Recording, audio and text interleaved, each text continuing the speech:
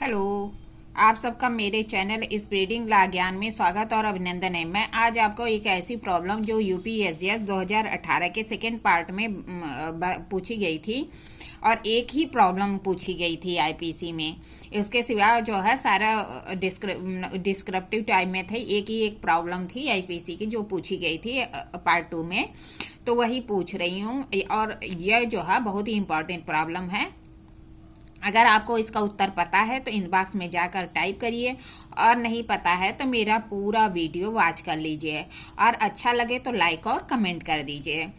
एक 17 वर्षीय हिंदू लड़की अपने माता पिता की देखरेख और संरक्षण में कक्षा 12 में पढ़ते हुए उनके साथ रहती थी। एक हिंदू लड़की थी जो अपने माता पिता के देखरेख और संरक्षण में रहते हुए कक्षा 12 में पढ़ती थी और उनके साथ रहती थी।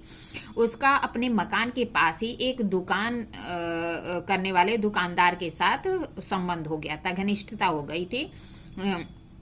एक दिन लड़की क्या करती है, अपना घर छोड़कर दुकानदार के पास गई और उसे अस्थायी रूप से ले जाने के लिए उससे कहा। लड़की अपने माँ बाप का घर छोड़ देती है और दुकानदार के पास जाती है और उससे अस्थायी रूप से अपने साथ ले जाने के लिए कहती है। दुकानदार क्या करता है, उसको कई स्थानों पर ले जाता है, लेकिन बाद में आईपीसी की धारा 363 के तहत वह जो है गिरफ्तार कर लिया जाता है। बताइए कि क्या दुकानदार को दोषी किया जा सकता है, और विधिक उपबंध के संदर्भ सहित कारण बता देते हुए उत्तर दीजिए। मतलब क्या कहता है, एक हिंदू लड़की रहती है जो माता पिता के साथ रहती है और जो है कक्षा 12 में पढ़ती है। अपने मकान के पास में एक दुकानदार है, उसके साथ उसकी घनिष्ठता होती है। एक दिन लड़की क्या करती है, अपना घर छोड़कर दुकानदार के पास जाती है और उसे अस्थायी रूप से अपने साथ ले जाने के लिए कहती है। दुकानदार क्या करता है, उसे ले जाता है और कई स्थानों पर ले जाता है। बाद में जो दुकानदार है वह 363 के तहत गिरफ्तार कर लिया जाता है। यहाँ क्या दुकानदार को दोषी सिद्ध किया जा सकता है? तो आइए देखते हैं इसका प्रावधान। प्रस्तुत समस्या दुकानदार को आईपीसी की धारा 363 के अंतर्गत गिरफ्तार किया गया। प्रस्तुत समस्या में आईपीसी की जो धारा 363 है उसके अंतर्गत दुकानदार को गिरफ्तार किया गया। उपयुक्त धारा व्यापारण के लिए दंड से संबंधित है। जो धारा है वह व्यापारण के लिए दंड से संबंधित है। व्यापारण को आईपीसी की धारा 359, 360 और 361 के में समझाया गया है। व्यापारण को देखिए क्या कहता है। ये व्यापारण में निम्नलिखित प्रमुख अवयव होते हैं। मतलब व्यापारण के निम्नलिखित अवयव होते हैं, मतलब क्या कह सकते हैं, एलिमेंट होते हैं, आवश्यक तत्व होते हैं। तो पहला कहता है कि किसी अवयस्क या विकृत व्यक्ति को ले जाना, बहका ले जाना। कोई अवयस्क है, माइनर है या अनसाउंड माइंडेड व्यक्ति है, उसको ले जाता है या बहका ले जाता है। दूसरा कहता है कि ऐसा अवयस्क व्यक्ति यदि पुरुष है तो 16 वर्ष से कम का हो, और नारी है तो 18 वर्ष से कम का हो। अगर वो जो है ऐसा व्यक्ति मेल है तो उसकी जो एज होगी बिलो द 16 होगी, और अगर फीमेल है तो उसकी एज कितनी होगी, बिलो द 18 होगी। ठीक है, आइए आगे प्रावधान देखते हैं। क्या कहता है कि ले जाने या बहका ले जाने का कार्य ऐसे अवयस्क या विकृत व्यक्ति की विधिपूर्ण संरक्षक की संरक्षता में से किया गया हो। जो ले जाता है या बहका ले जाता है वह अवयस्क जो माइनर है या अनसाउंड माइंडेड है, उसके जो विधिक संरक्षक है उसकी संरक्षता में से ले जाता है। और चौथा क्या कहता है, ले जाना या बहका ले जाना संरक्षक की सहमत के बिना हुआ है। मतलब कहता है कि पहला कि अवयस्क या विकृत को भगा ले जाता है। दूसरा कहता है कि अवयस्क से तात्पर्य है कि अगर मेल है तो बिलो द 16 होगा और फीमेल है तो बिलो द 18 होगी।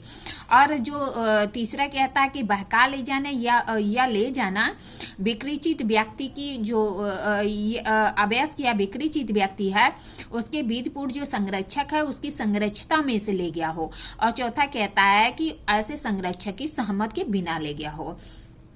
देखिए, प्रस्तुत प्रश्न में धारा 17 एक हिंदू लड़की जो कि अपनी माता पिता के संरक्षण में थी, एक दुकानदार से उसे अस्थायी रूप से कहीं ले जाने के लिए कहा। परिणाम स्वरूप दुकानदार उसे कई स्थानों पर ले गया। उपयुक्त समस्या धारा 361 के तथ्यों पर आधारित है। प्रस्तुत समस्या में दुकानदार द्वारा घटना के पूर्व कभी भी लड़की को अपने माता पिता का संरक्षण छोड़ने के लिए फुसलाया या प्रोत्साहित नहीं किया गया था। मतलब क्या कहता है, दुकानदार जो है घटना के पूर्व के कभी भी लड़की को अपने माता पिता का घर छोड़ने के लिए न तो फुसलाया था और न ही प्रोत्साहित किया था। उस लड़की की उम्र 17 वर्ष की थी। इस प्रकार वह अपने भविष्य के बारे में सोच विचार कर निर्णय लेने में सक्षम थी। जो लड़की थी उसकी उम्र 17 वर्ष थी और वह भविष्य में अपने सोच विचार कर निर्णय लेने के लिए सक्षम थी। उसने अपने पिता का घर स्वेच्छा से दुकानदार द्वारा बिना किसी प्रलोभन या बहकाने फुसलाने से छोड़ा था। उसने जो अपने पिता का घर छोड़ा था वह स्वेच्छा से छोड़ा था। दुकानदार ने उसे किसी प्रकार का प्रलोभन या बकाया फुसलाया नहीं था। यह कहा जा सकता है कि चूंकि उस लड़की का दुकानदार के साथ संबंध था, अतएव उसने सोचा कि दुकानदार उसका सुझाव मान लेगा। लड़की का क्या दुकानदार के साथ संबंध था, उसने सोचा कि दुकानदार उसकी बात मान लेगा। लड़की द्वारा अपने पिता का संरक्षणता त्यागने में दुकानदार की कोई भी सक्रिय भूमिका नहीं थी। दुकानदार के किसी कार्य के कारण उस लड़की ने अपने पिता का घर नहीं छोड़ा था। दुकानदार ने ऐसा कुछ नहीं किया था जिससे कि लड़की अपने पिता का घर छोड़ी। तब जब दुकानदार इस लड़की को विभिन्न स्थानों पर ले गया, उस समय लड़की अपने माता पिता के विधिपूर्ण संरक्षणता में से नहीं थी। जो लड़की थी उसने स्वयं अपने माता पिता की संरक्षणता छोड़ी थी। दुकानदार का उसमें कोई हाथ नहीं थी और जब वह उसे कई स्थानों पर ले गया उस समय वह लड़की अपने माता पिता के संरक्षण में नहीं थी। अतएव दुकानदार आईपीसी की धारा 363 के अंतर्गत वह लड़की के व्यपहरण के लिए किडनैपिंग के लिए दोषी नहीं होगा।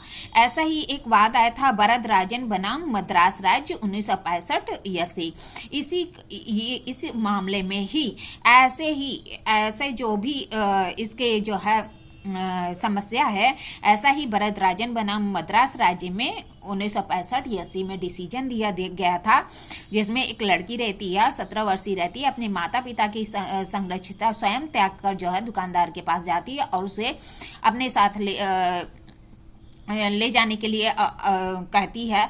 दुकानदार उसे ले जाता है। तो वहां पे भी कहा गया था दुकानदार का उसमें कोई भी रोल नहीं है। वो लड़की स्वयं अपने माता पिता का घर छोड़कर उसके पास जाती है और उसे कई अपने साथ ले जाने के लिए कहती है, और वो अगर ले जाता है तो उस समय वह अपने माता पिता के संरक्षण में नहीं थी, इसलिए वह किडनैपिंग के लिए दोषी नहीं होगा। इस तरह मैंने आपको प्रॉब्लम बताई, प्रॉब्लम का सॉल्यूशन बताया।